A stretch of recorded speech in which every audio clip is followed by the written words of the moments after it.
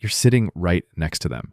Same couch, same room, same silence, and somehow it feels like they're miles away, even though their shoulder is touching yours. You say something small. They nod, maybe respond, maybe not. And in that quiet, something heavy starts to settle in your chest. Why do they feel so far away? Did I do something wrong? Why do I feel alone when I'm not alone? Is this just who they are? Or is this the beginning of the end? And here's the part no one tells you. Avoidant love doesn't feel distant because they don't care. It feels distant because they care. And don't feel safe enough to show it. This isn't you being too much. This isn't you loving the wrong person. This is what happens when two nervous systems are trying to protect themselves instead of reaching each other. And by the end of this video, you're going to understand exactly why they pull away. And more importantly, what actually makes them come closer without chasing, begging, or losing yourself. Let's get into it.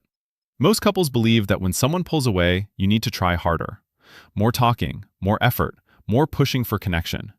But the real truth is, the more you chase an avoidant partner emotionally, the more their nervous system reads it as pressure, not love. And pressure creates distance, not connection. Because what looks like coldness isn't coldness, it's protection. What looks like disinterest isn't disinterest, it's overwhelm.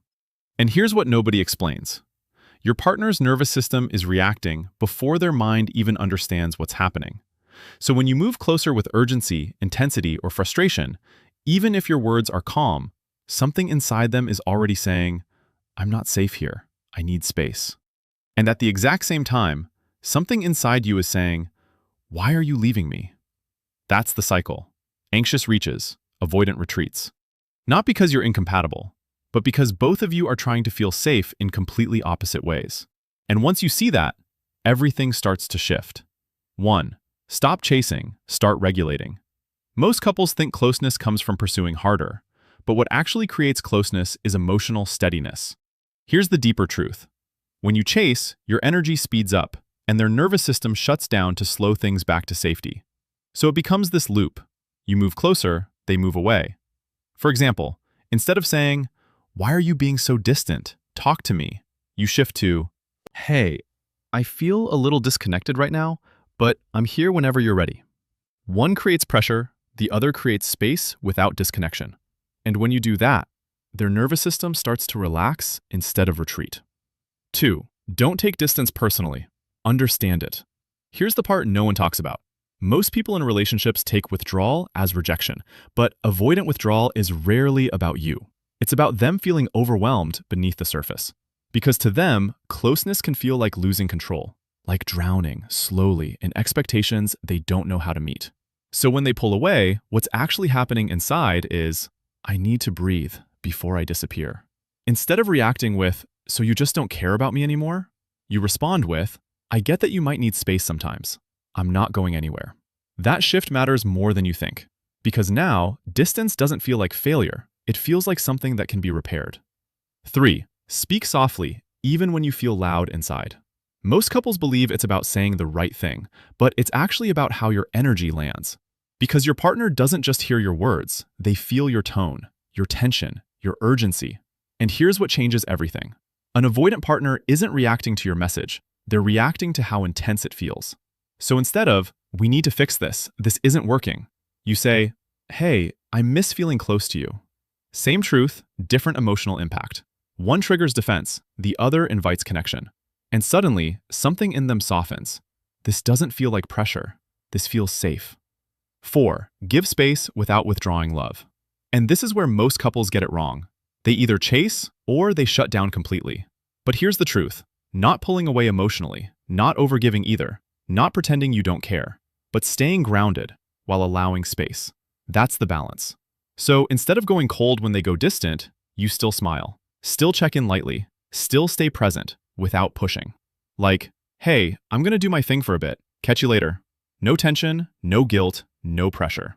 And what their nervous system hears is, I'm free, but I'm not losing you. And that's when walls start to lower.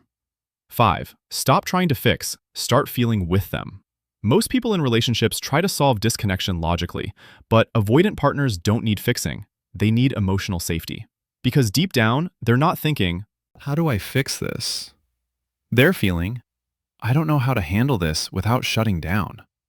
So instead of, just tell me what's wrong so we can fix it, you shift to, you don't have to have the answer. I'm just here with you. No pressure to perform, no expectation to explain. And that changes everything. Because now, connection isn't something they have to earn. It's something they can just exist inside. 6. Become secure. Don't try to make them secure. Here's the hard truth, man. You cannot force someone into emotional availability, but you can become the kind of presence that invites it. Most couples focus on changing their partner, but real change starts when you stop abandoning yourself. So instead of constantly scanning them, are they okay? Do they still love me? Why are they acting like this? You come back to yourself. I'm grounded. I'm okay.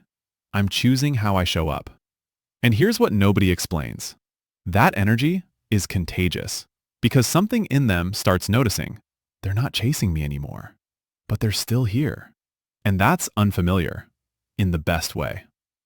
7. Let them come to you without closing the door. And this is the one most couples never figure out. Avoidant partners do come closer, just not on your timeline. Not when pushed, not when pressured, but when it feels safe again. So instead of demanding connection, you create conditions for it. You stay open, available, but not waiting in anxiety. And then something shifts. They sit closer. They start a conversation. They reach out in small ways. And their inner voice quietly says, it feels different with them now. I don't feel trapped. And that's when distance stops being permanent. It becomes something that moves, something that heals. This isn't a strategy. It's a shift in who you are. Because when you stop reacting from fear and start showing up from emotional steadiness, everything changes. You stop chasing love and start becoming a space where love feels safe again. This isn't about fixing them. It's about no longer losing yourself trying to hold on.